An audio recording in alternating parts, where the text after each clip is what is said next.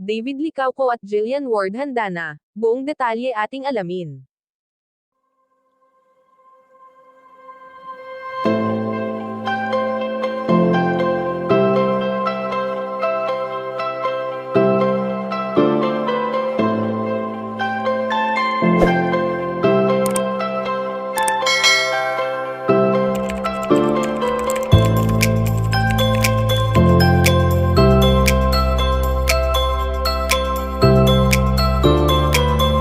Alam naman natin kung gaano kabisi ngayon ang tambalang barda na sina David Licauco at Barbie Forteza sa kani-kanilang trabaho, kaya naman bibihira na lamang natin silang nakikita sa iisang screen.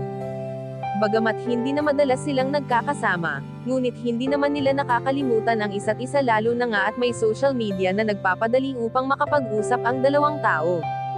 Marami sa mga tagapaghanga ng tambalang barda ang humihiling na sana ay dumating muli ang pagkakataon upang muli silang magtambal na nagbibigay ng labis na kaligayahan at kakiligan sa bawat netizens na nagmamahal sa kanilang dalawa.